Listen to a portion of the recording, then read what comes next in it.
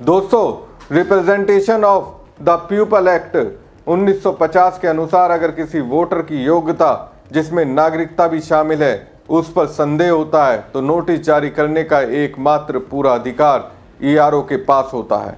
हालांकि voter list के चल रहे एसआईआर में नोटिस जारी करने के लिए चुनाव आयोग के सेंट्रलाइज पोर्टल का इस्तेमाल किया गया है।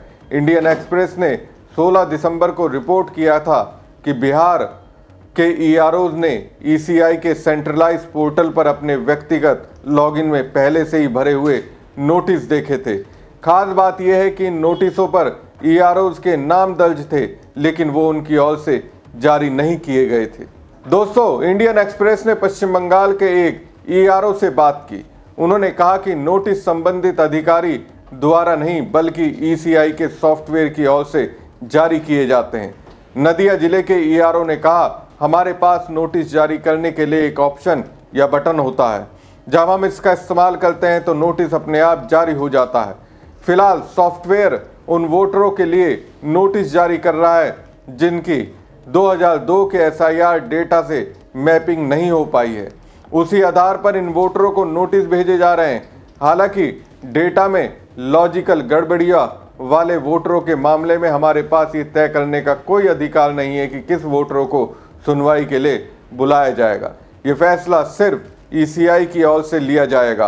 अपने पत्र में राज्य सिविल सर्विस ऑफिसर एसोसिएशन के जनरल सेक्रेटरी सैकत अशरफ अली ने कहा, ये देखा गया है कि कानून के अनुसार सक्षम अथॉरिटी ईआरओ की जानकारी के बिना ही वोटर लिस्ट से वोटरों के नाम हटाए जा सकते हैं।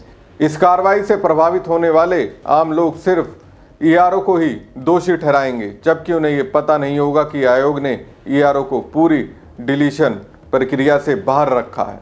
Representation of the people act 1950 और electoral registration of electors rules 1960 में बताए गए कानूनी प्रावधानों का हवाला देते हुए कहा गया है कि कानून साफ तौर पर कहता है कि किसी वोटर का नाम सिर्फ विशेष परिस्थितियों में और पूरी सावधानी के साथ हटाया जा सकता है, जैसे तब जब संबंधित व्यक्ति उस निर्वाचन क्षेत्र का आम निवासी न रह गया हो या किसी अन्य कारण से वहां वोटर लिस्ट में दर्ज होने का हकदार ना हो।